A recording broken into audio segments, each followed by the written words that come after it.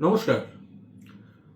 যারা আমরা তৃণমূল কংগ্রেসের প্রার্থী হিসেবে তৃণমূল কংগ্রেসের দলীয় প্রতীক নিয়ে মমতা বন্দ্যোপাধ্যায়ের প্রার্থী বলে মমতা বন্দ্যোপাধ্যায়ের মুখ ব্যবহার করে ভোটে জিতে বিধায়ক হয়েছি বা সাংসদ হয়েছি, আমার সকলের কাছে একটা অনুরোধ যে দেখুন, কোনো ধরনের কোনো সিদ্ধান্ত নেওয়ার আগে একবার নীতিগতভাবে আপনারা কর্মী সভা ডাকুন।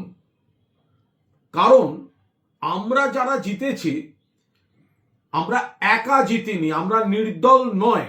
আমরা জিতেছি মমতা বন্দ্যোপাধ্যায়ের প্রার্থী হিসেবে, তৃণমূল কংগ্রেসের প্রার্থী হিসেবে, ঘাসের ওপর জোড়া ফুল প্রতীক তৃণমূলের মমতা বন্দ্যোপাধ্যায়ের প্রার্থী হিসেবে, এবং মমতা বন্দ্যোপাধ্যায় এই বয়সে যা প্রচার করেছেন সারা বাংলা ঘুরে, তার সুবিধা নিয়ে আমরা জিতেছি।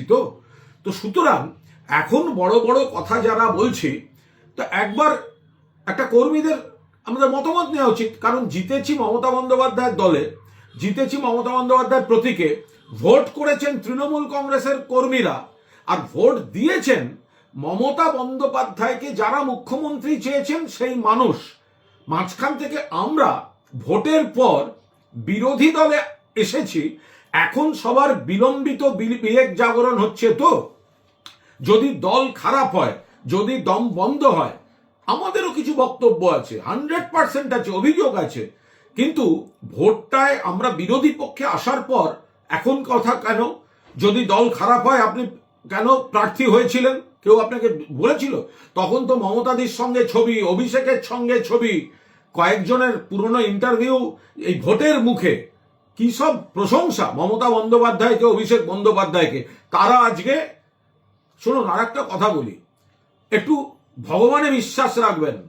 যারা অন্য ধর্মের আল্লাহকে শ্রদ্ধা করেন, আপনারা সবাই একটা জিনিস শুধু মনে রাখবেন, যে আপনাদের দাঁড় করিয়েছে, যার পরিচয় দাঁড়িয়ে আছেন, এখন তো শুনছি নাকি দু একজন এতখানি কথা বলছে যে আমরা আসল দল প্রতীক পর্যন্ত নিয়ে নেব। দেখুন, সংখ্যাতত্ত্বে এবং অন্য একটা রাষ্ট্রশক্তি যদি পেছন থেকে আপনাদের পুলিশ প্রশাসন দিয়ে মদত দেয়, তাহলে অনেক কিছু করা যায়।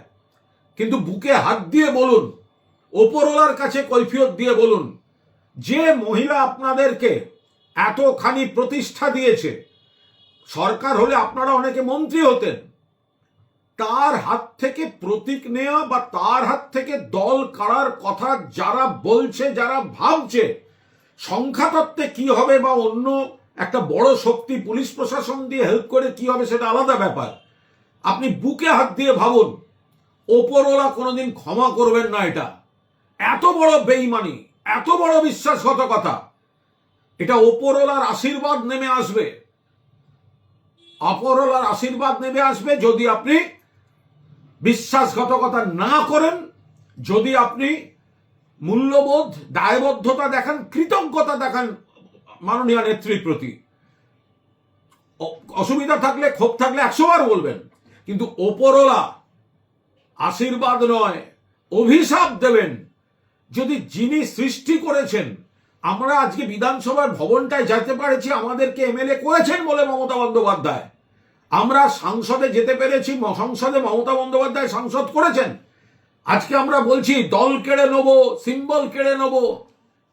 মায়ের কাছ থেকে কেড়ে নেবেন যেটা দলটাকে জন্ম দিয়েছেন, যার স্ট্রাগল থেকে জন্ম হয়েছে। হ্যাঁ, তার মধ্যে ঝগড়া হতে পারে, বিভেদ হতে পারে, সব হতে পারে। ওপরওয়ালা ক্ষমা করবেন না। আর যদি এত বড় নেতা হন আপনারা, এত বড় বড় কথা, অন্য দলের মদত নিয়ে বড় বড় কথা না বলে, প্রতীক অন্য তৃণমূলের প্রতীকে মমতাদির ছবি দিয়ে জিতেছেন, তৃণমূলের কর্মীরা ভোট করেছেন, মমতাদিকে যারা ভালোবাসেন তারা আপনাকে ভোট দিয়েছেন। আপনি একা একা ডিসিশন নেওয়ার আগে যদি ক্ষমতা থাকে, প্রত্যেকের এলাকায় কর্মী সভা ডাকুন। কর্মী সভা ডেকে মানুষের মতামত নিন। আপনার এই বিশ্বাসঘাতকতা যদি মানুষ অ্যালাউ করে, করবেন, কিন্তু মানুষের মতামত নিন। মানুষ যদি বলেন, কর্মীরা যদি বলেন তৃণমূলের সঙ্গে থাকতে, দিদির সঙ্গে থাকতে, কর্মীদের বক্তব্যকে সম্মান দেবেন। জয় বাংলা।